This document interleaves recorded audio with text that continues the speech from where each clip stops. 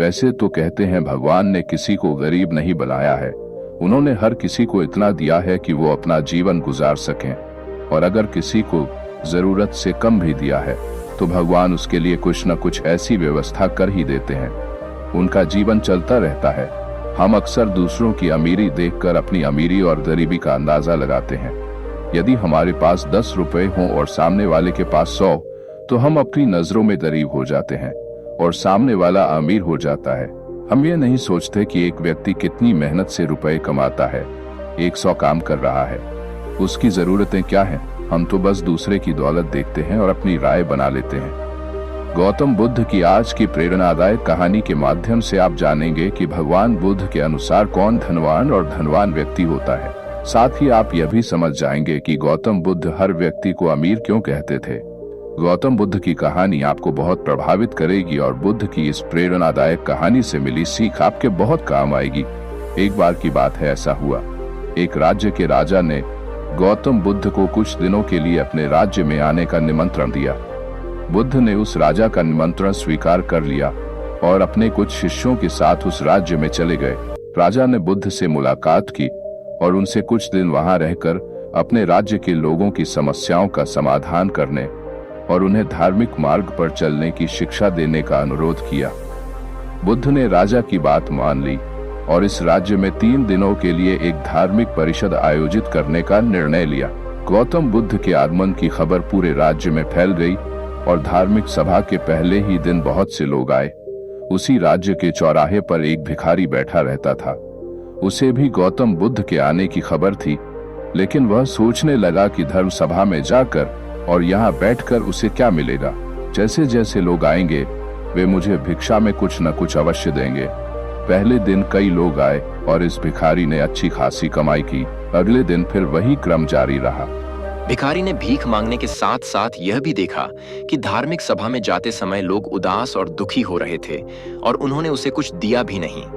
जब वह बुद्ध से मिलकर वापस आता है तो बहुत खुश दिखता है और खुशी खुशी भिक्षा भी देता है। यही सोचते सोचते दूसरा दिन भी बीत गया। तीसरे दिन जब बहुत कम लोग आए तो भिखारी परेशान हो गया। उसने कमाई नहीं की।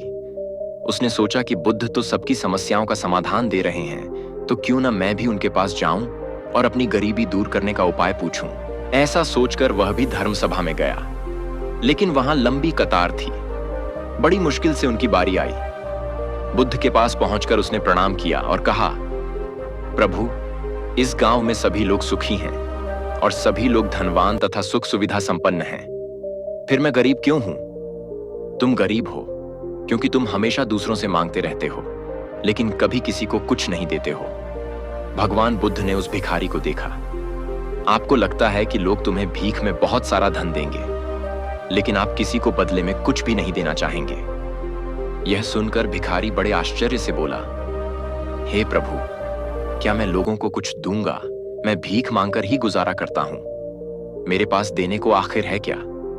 बुद्ध कुछ देर के लिए चुप हो गए और कुछ देर रुककर बोले, तुम बहुत मूर्ख हो। भगवान ने तुम्हें और हम सभी को किसी को देने या दूसरों के साथ बांटने के लिए बहुत कुछ दिया है। आपने एक मुस्कान दी है जिसे आप दूसरों के साथ साझा कर सकते हैं और उन्हें आशा और उम्मीद दे सकते हैं। तुम्हें आवाज दी गई है जिससे तुम मीठे बोल बोलकर लोगों की प्रशंसा कर सकते हो। तुम्हें 2 हाथ दिए गए हैं जिससे तुम दूसरों की मदद कर सकते हो।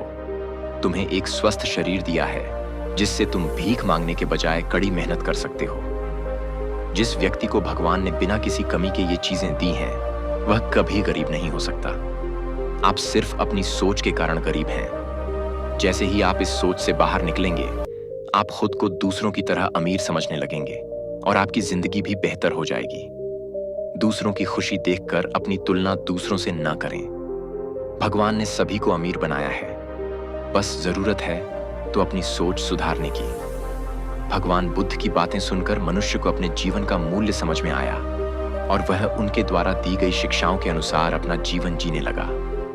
जब हम सभी अपनी तुलना दूसरों से करते हैं या दूसरों को खुश देखते हैं, तो हमें लगता है कि हमारी जिंदगी खराब है और बाकी सब मजे कर रहे हैं।